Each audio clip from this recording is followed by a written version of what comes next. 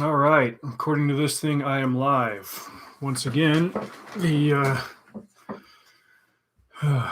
quality of the built-in camera on my computer leaves something to be desired, but all right, now that this is all ready to go, some of you guys might join in, some of you might not. It's completely up to you. This is going to be available to replay pretty quick here. We've already got a viewer. Hello. Not sure who that is. Jump into the chat if you'd like. I won't be checking it a whole lot. This is going to be kind of a stream of consciousness kind of thing, but we are going to be simulcasting. I'm about to start recording for the Rad Cracker podcast as well. So we're going to go live on that one in 3, 2, 1, and here we go. Hey gang, it's Graham. What's cracking? Guess we'll jump right into it. I was at work this morning in the middle of my shift, and I got a text from my mother who knows that I'm a big fan of Gary Paulsen, and she told me that he died, and it just kind of floored me. Kind of took me a few minutes to absorb that before I decided to get back to what I was doing, and just been sort of hanging over my head all day long. When somebody famous dies, I mean, if it's an artist or a creator or performer or whatever, somebody whose work I've enjoyed, you're saddened by it. I am saddened by it, but you know that you get to enjoy their work for the rest of your life, especially now in the digital age where everything is so easily distributable and replicable and all that. So, the people who knew them personally and knew them up close, like they're going to feel that loss a lot more acutely than people who were just fans of their work. This one in particular, I mean, I guess I knew over the last couple of years that it had to be getting close. It had to be around the corner somewhere. But as I processed it today, I was like, this one kind of affects me a little bit more than I might have expected. Who was Gary Paulsen? Well, dollars to donuts, you probably know him as the guy who wrote Hatchet, wrote this book right here for those of you who are watching this on YouTube. But he was a survivalist, a man who loved living out in the wilderness. He was a man of many trades over time. Hey, Logan. Logan curiously just joined us in the chat on YouTube. This was a man who, he had a troubled childhood. He was poor. He came from kind of a bad family background. His parents were alcoholics. He briefly lived overseas in the Philippines while his father was stationed there as a member of the military. And, kind of spent his childhood years growing up through World War II, and then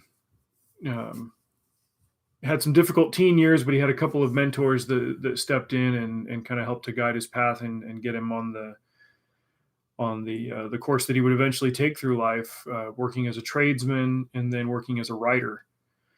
I only found out a couple of years ago that he was writing and publishing for 25 years before he wrote Hatchet, which is his signature book, the one that everybody knows him by. But he published over 200 titles. Now, granted, plenty of them were short fiction for young readers. That's not to discount them, but at the same time, it's not like he was out writing, these 500-page epics either. He was a prolific writer. He wrote quick, and his style was very easily digestible. It was one of the things that I enjoyed about a Gary Paulsen piece. Is I could pick it up and I could, go on a brief and satisfying journey, and even if the story was short, it would linger with me. But that's not why he was so important to me personally as a reader and as a writer. I don't want to recap all of the details of his life because a lot of those details are recapped in the books that he wrote. I found out about him in second grade. Early 90s. Hatchet had only been out for a couple of years. He published that in 1987. And I remember reading that one. I don't think it was one of the books that I sat down and read like all in one go, but I read it over a couple of days and just thought it was the coolest thing. Here's a kid who all he had was a hatchet and he was out in the woods and he survived. I was still a year away from doing Cub Scouts for the first time, let alone Boy Scouts or anything remotely approaching, wilderness survival. But I thought it was so cool that, oh, here's this kid. He was 13. He was so much older than me, who managed to survive a plane crash and then live in the woods for a couple of months until he could get rescued.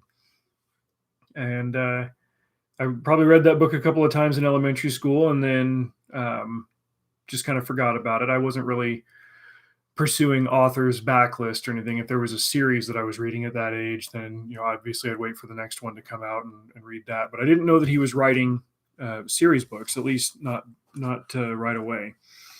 I've got a big old stack right here of cheap paperback versions because I've been collecting them over the years to read them to my kids as they got old enough to appreciate them. Found out he did a sequel. I read The River. Brian goes back out with a government agent who wants to learn how he did what he did. And there were a couple of more in that series. Let me see if I've got them all right here. Yep, here they are.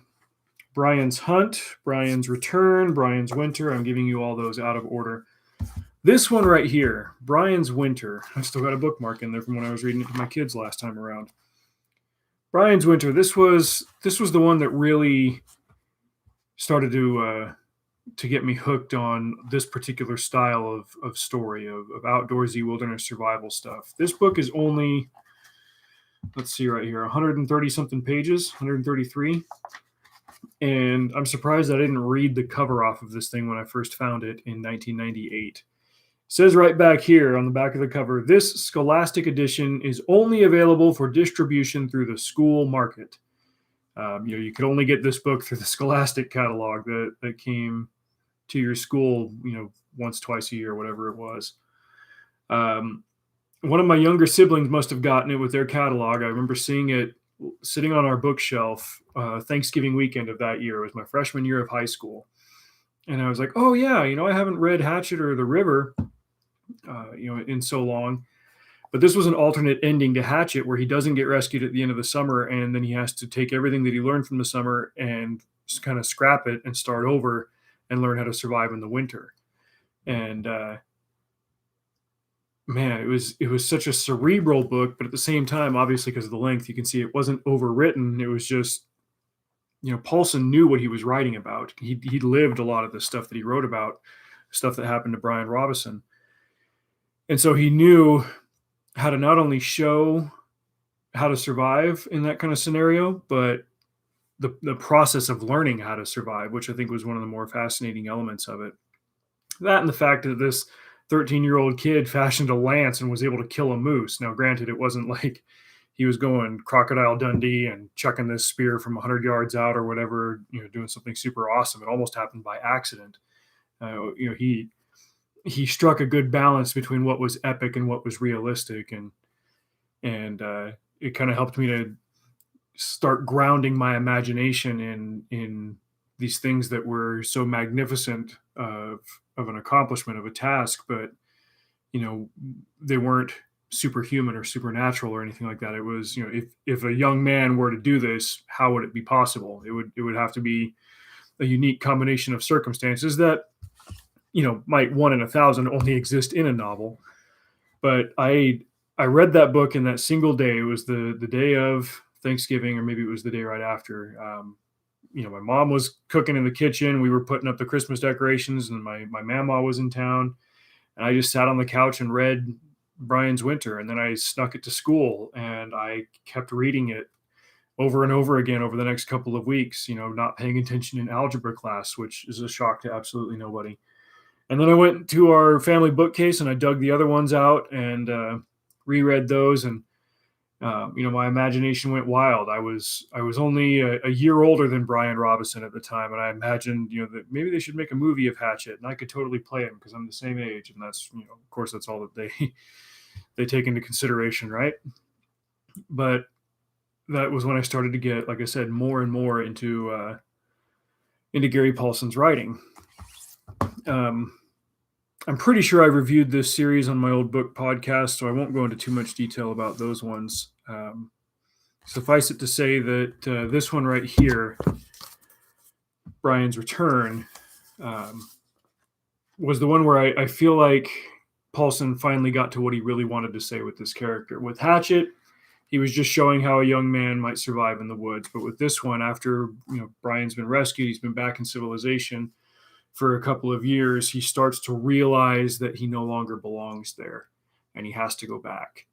Goes back on his own terms and makes a couple of concessions to modernity in terms of the tools and instruments that he brings with him.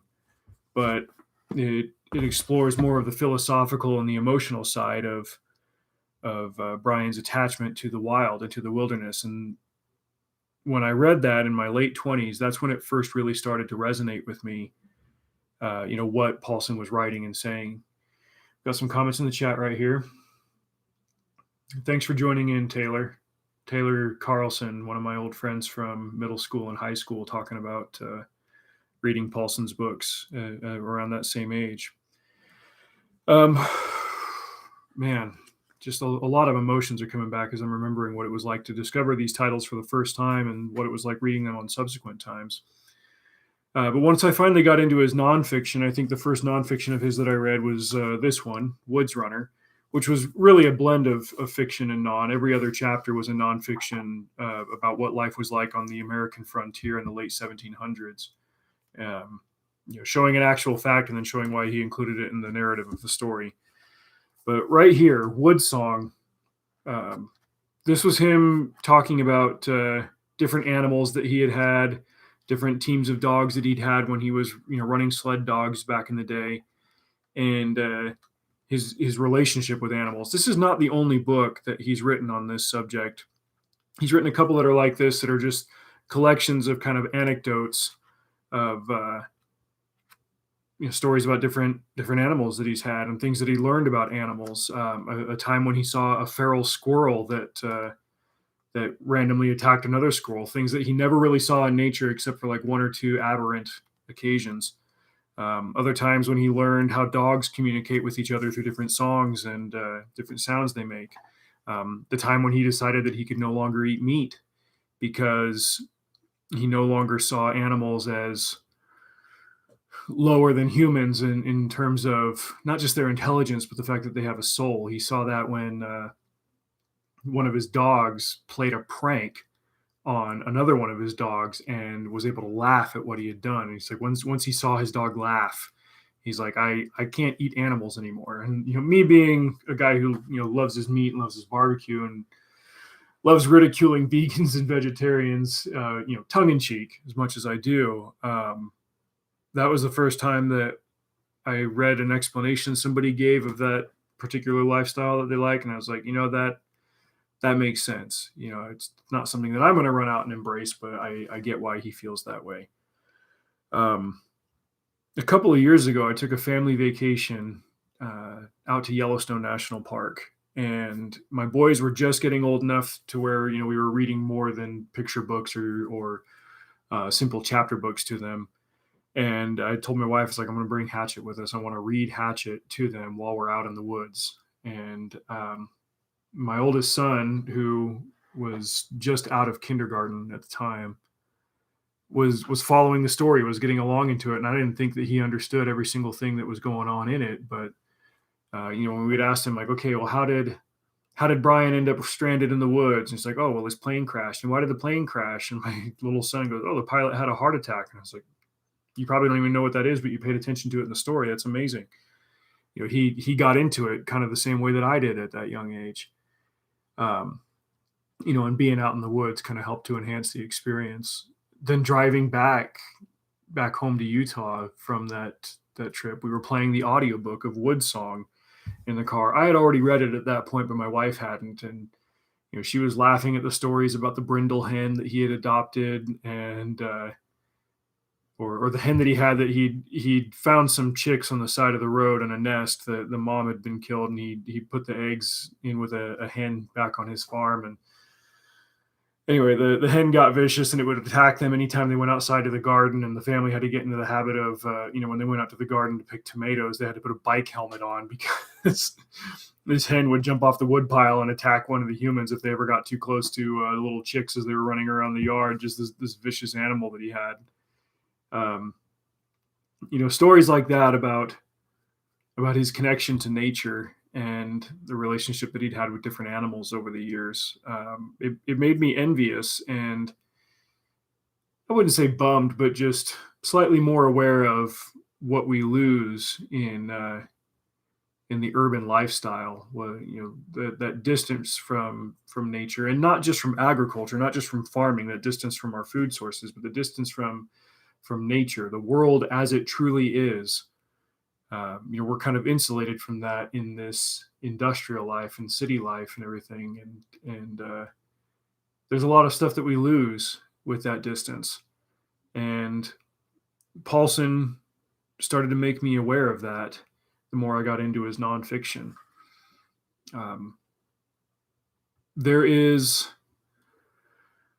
a certain kind of natural philosophy that comes with that level of observation of animal behavior and just the way things are in nature, what you can adapt to, what you can observe, and most importantly, what you can't change. Once you know the facts of how life works out in the wild, there's a philosophy that comes from that, and you can see how that applies to our life, if that makes any sense. What I find maybe disappointing about reading his books is realizing, excuse me, how tamed and how domesticated we are as a species, the human race. We've become incredibly soft as we've become reliant on technology and softened by the comfort of modern life. The reality of nature and all of its wild splendor is very distant from most Americans. There's a page in The River, the sequel to Hatchet, where Brian's out in the woods with that government agent, and they get dropped out there, and they're able to find shelter, and they're able to find food, and things go significantly easier than they did on Brian's first go around in the Canadian woods. And the agent, I can't remember his name, he's pleased with how everything's going, but Brian is grumpy, and he asks Brian why, and he goes, the problem is that this isn't real. It's too easy, and that means that it's not real. You don't just drop in the woods and find food and find shelter. Like, we're setting out to do something, and then we do it, and everything goes according to plan. And he goes, that's not how it goes in real life. It's not how it went for me in that situation. It's got to be more real than this. It's got to be more difficult than this. And lo and behold, that night there's a thunderstorm that comes through and strikes his guide. His lightning gets, Derek is the guy's name. His guide gets struck by lightning and thrown into a coma, and Brian's got to figure out how to build a raft and get downriver, hence the title of the book, and get to civilization and save this guy because, hey, it's real. That's how it goes. There's a scene in that book that when I read it in elementary school, it probably didn't resonate with me as much as it has in my adult years. Brian's been awake and going at it and working for like a day and a half straight, trying to put this raft together and get Derek on it and get him downriver. By the time he sets out in earnest, he's already sleep deprived, and he's floating down this river. There's a full moon out. The water's calm. There's a reflection. He's got a decent amount of visibility for it being the middle of nowhere. But he's so tired, but he's got to stay awake. He's got to guide the raft. He's got to keep it away from the bank, keep it in the middle of the river, keep it going so that they can get there as fast as they can. Because the longer Derek is unconscious, the less of a chance he has of surviving as far as Brian's reckoning goes. He's 15 at this point. And he's sleep deprived, but he's in a highly tense situation. You got to figure his adrenal glands are running on empty. He's running a caloric deficit. He's hungry, and he starts to hallucinate. And at this point in his own narrative, he's already got a complex relationship with his parents because they've been divorced. He knew his mom was having an affair, but he has in these hallucinations, he has a vision of his mom, and she's telling him like it's okay, you've done enough, you don't have to burn yourself out, you don't have to keep doing this, and he knows that that's not true. Like he's got to keep going. She tells him he's doing fine, but he doesn't have to keep doing this, and he knows that he does. There's a there's a kind of beauty in that struggle that I find difficult to define. But if you've experienced anything remotely like that, not saying that I've tried to keep a raft in the middle of a river in the middle of the night or anything of that nature, but if you know what it's like to be in a difficult or dire situation under a deadline, and knowing that you've just got to turn off your focus on your own needs and focus on something and get it done, then I think you can relate to that. And that is something that I've experienced somewhat in trucking. Um, I talk with my brothers from time to time.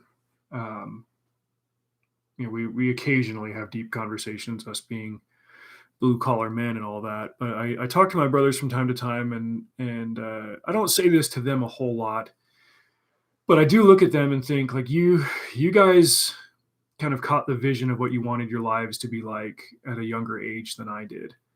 Both of them got married a few years before I did. They were 22 and 23. I was 26 when I got married. Not for lack of trying, but for lack of a suitable companion, we'll say. But my little brother knew in his late teens that he was going to be a firefighter. And my older brother, maybe he didn't know that he was going to grow up to be a farmer, but he knew he wanted to pursue higher education and academia, and that's why he's got a PhD. He found that vision early on. Me, I knew I wanted to be an artist, but the Venn diagram of people who are artists and who can pay the bills with their art, like that's a very tiny sliver in between. And I was in my late 20s before I finally found, a trade that I could use to keep the lights on and then come home from and work on my art in the evenings. And that's trucking. That's what I've been doing for the last 8.5 years. And in the variety of jobs that I've held in that time in different industries, I found myself plenty of times in situations where, you had to turn your brain off, the emotional side of things, and accept the reality of the situation that you're in and just grind until a job is done and you can get back home and be done with it. I've worked 20-hour shifts, which with a CDL, that's illegal as hell, by the way. I'm not going to say where or when. Just going to say that it wasn't for the most ethical of companies, and I'm glad I'm not there anymore. But there are times when you just got to embrace the suck and get it done. And that's kind of the situation that I'm in now, actually, with the job that I've got. Ever since we started doing what was called the snapback back in the spring, back in April, when our side of the industry, I kind of work in food delivery and local delivery. When restaurants started revving back up and picking up their orders again, all of a sudden we found ourselves shorthanded in the warehouse and on the transportation side. And there were more delays in the morning. There were more hours tacked on to every shift. And we've had over the summer and heading into the fall, we've had a lot of drivers and warehouse workers just bail, turn in their 2 weeks notice and get out of there because the grind is too much. And I get it.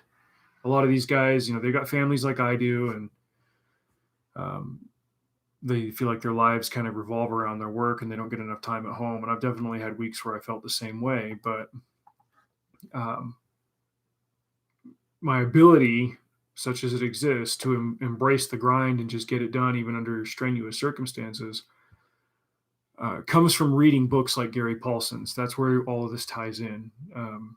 The number of times that I've read Hatchet and Brian's Winter and read what Brian, the character, learned under those conditions, under those circumstances, that that started shaping me from a young age. And even if I didn't figure out what I wanted to do with my life at a young age, I at least figured out how to work, um, which I think is it's an underrated trait to be able to teach that to somebody. And I think Paulson did that through his writing. There was a page in Hatchet that, as I was reading it again several years ago, I realized something that didn't click with me in elementary school was the fact that there's a part where uh, early on in his marooning, we'll say, um, Brian sees a plane fly overhead and he tries to signal it and he can't, and it flies off, and he figures his chances of getting rescued are nil. And he goes out into the woods with the hatchet and almost attempts suicide, and realizes that he can't go through with it, and has a come to Jesus moment and says to himself, like, if I can't go through with this, if I can't end it, then I need to go all in on surviving it.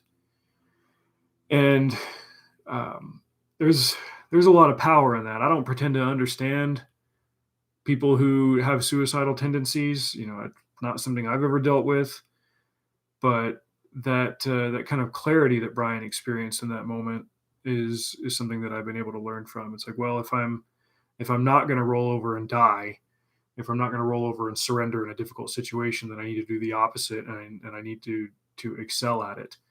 And in the job where I'm at right now, I've had interviews and check-ins with the higher ups, and one thing that they've said to me, a couple of guys have said this a couple of times, is, we appreciate your attitude. And I think I know what they mean, because while I've definitely had bad days and definitely had things to call in and complain about, bad parts of my load, or this, that, or the other thing, um, I've never, like, really threatened to quit or throw in the towel or anything. I've just said, this is the problem that I'm having. Here's what I recommend for fixing it. Can we talk to the warehouse and get this changed? Something like that. If I try to have an attitude of constructive problem solving, and I attribute that to a couple of things. One of those is my faith, my values, but my mindset and my worldview, again, is shaped a lot by Paulson. I keep going back to that because it's kind of hard to overstate it. And it's also, part of realizing, this goes back to something that I said before, that life is quite tame now. That's not to say that it isn't difficult, or that it isn't strenuous, that it isn't trying. Burnout is definitely real, but we have access to the necessities and the comforts of life on a level that no civilization ever has before, especially here in the United States. The brokest of us still has a relatively easy time getting access to the things that they need. Obviously, there are definite improvements we can make in our society and in the systems that we use to sustain ourselves. But I've learned perspective from Paulson, and that's not just coming from his fiction. That's coming from the sort of nonfiction accounts that he's written of his own life.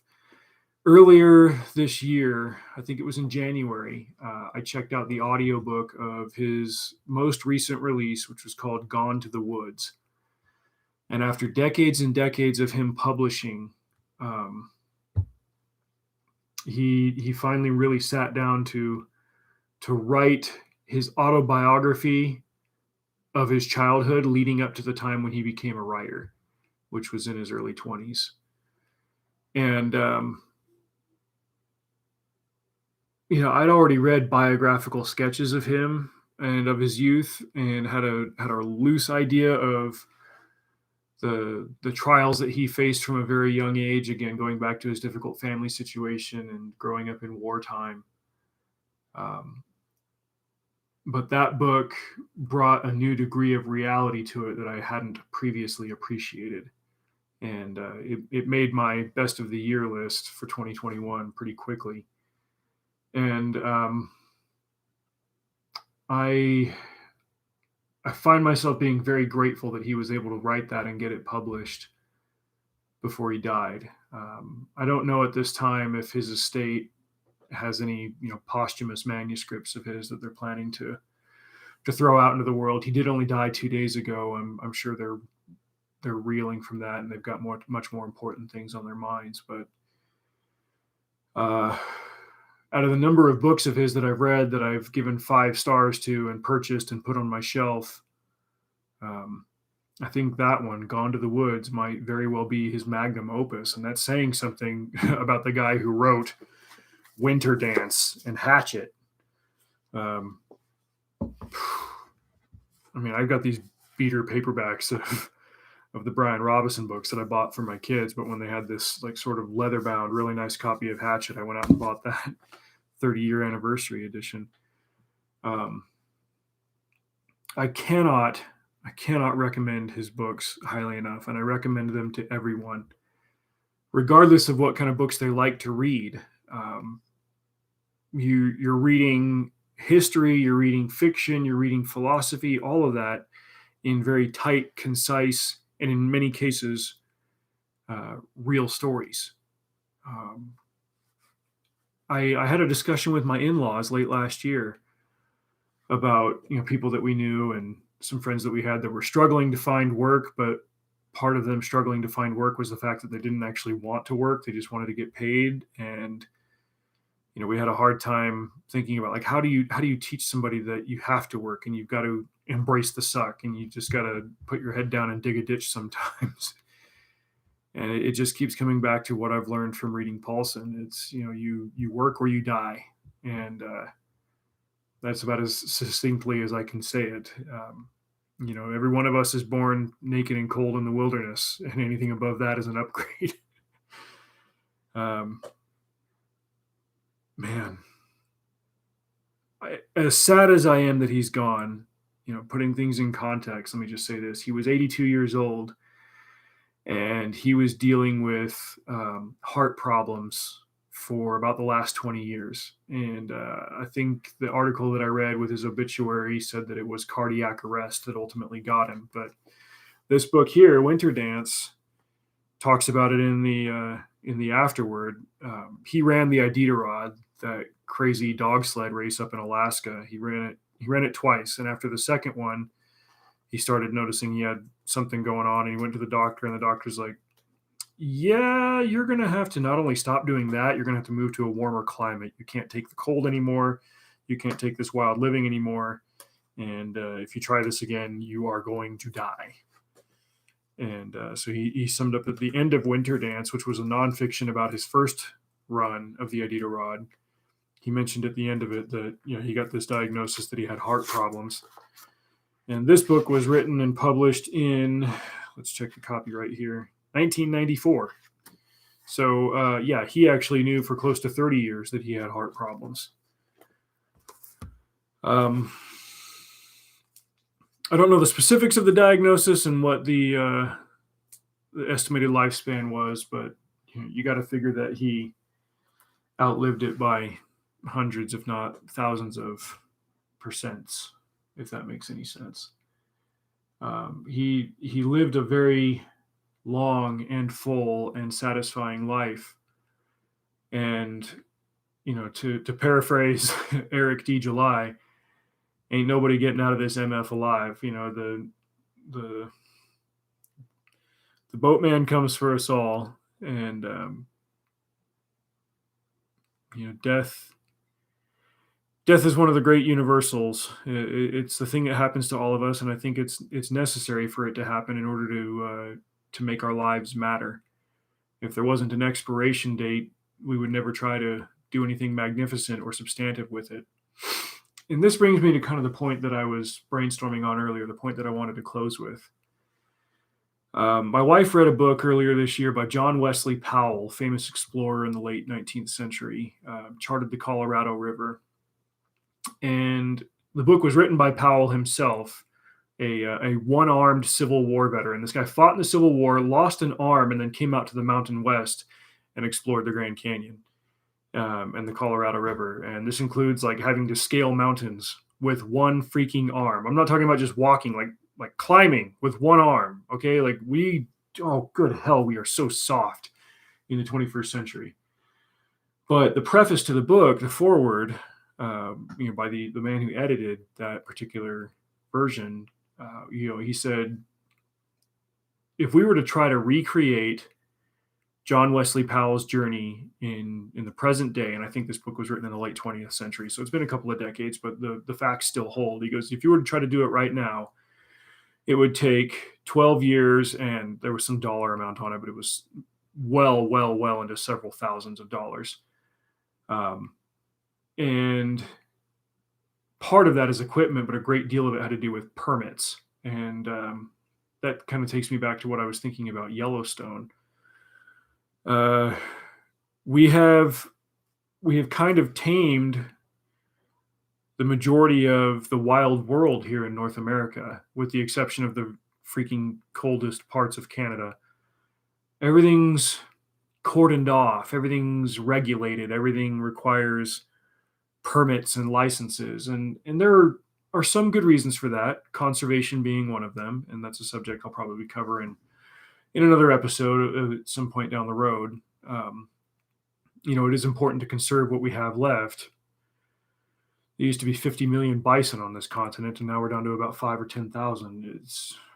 That's just in Yellowstone proper, but I digress. I'm getting out into the weeds. The point is that we've cut this all up, and we've packaged it, and we've commoditized it, and it's hard, if not impossible, to go and experience the reality, the raw, brutal, red in tooth and claw reality of nature, the way that men like Gary Paulsen did. And even he would tell you that the life he lived was not the same as a lot of these explorers and men that we read about. Nevertheless, this is a man who didn't have a steady paycheck really until he became a full-time writer. He did a ton of odd jobs. He's had different careers. He was a soldier. He was a television repairman. As a teenager, he made a few cents an hour setting pins at a bowling alley in a small town where there was, a bunch of drunk miners that would come through and try to hit him with the bowling ball when he was setting the pins. I mean, this man lived a hard life, and even he would tell you that, well, compared to the generations before mine, and it was still easy. And then he ran sled dogs up in Minnesota, and then he got that harebrained idea that he could go run the Iditarod, and he tried it twice.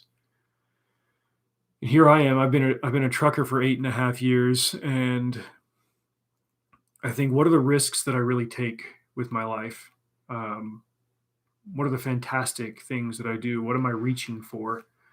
I make a lot of noise about how my goal is to live to be 100 years old, but in the last year alone, I've started revising that and just thinking, do I want to live to 100 and just kind of go slow and steady and accomplish a couple of things, or do I want to do more of what Gary Paulsen did? As I get closer to the age where it'll be appropriate for me to have a midlife crisis, if I suddenly sell half of what I have and buy a bunch of Huskies, you can blame him for it. Not that I've ever considered, going and running the Iditarod, but he kind of put that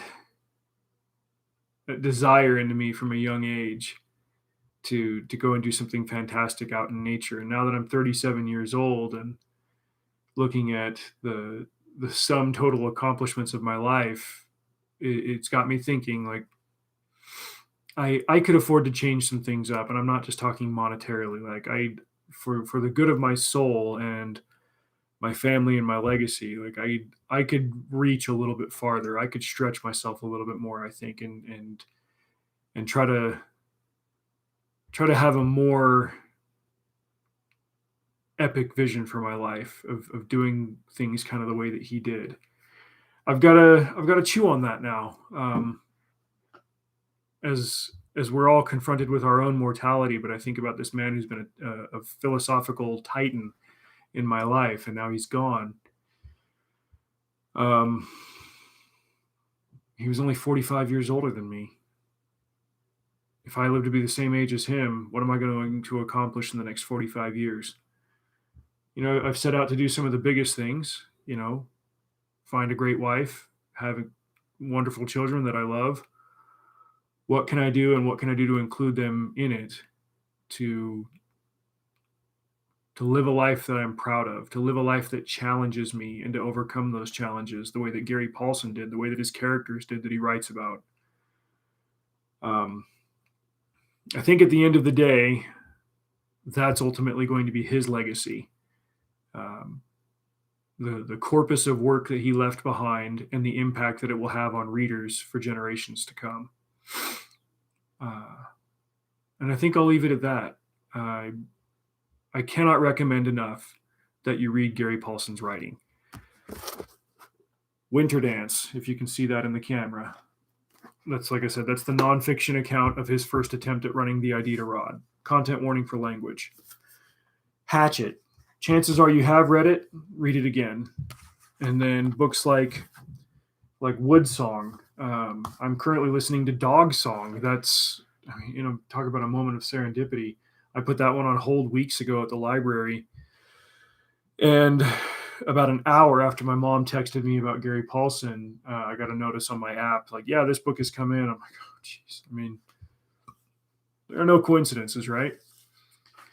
So jump into Gary Paulsen's books. And if you want a recommendation tailored to you specifically, shoot me an email, dreadpennies@gmail.com.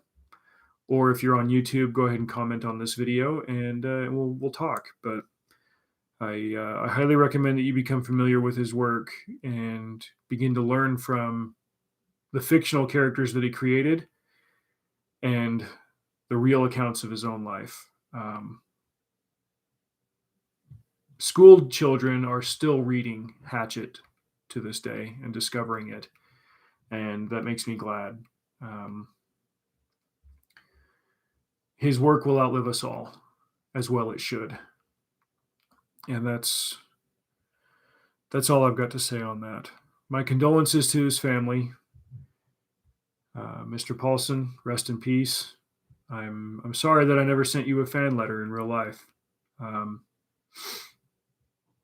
of those things that I always figured I'd get around to, but he doesn't know who I am. He's never heard my name, but the love that his readers and his family have for him will keep his memory alive and his legacy going for many, many generations to come. And I'm very comforted and pleased by that. So thank you to you guys for joining in, Logan and Taylor for jumping into the chat, and for those of you who are viewing now.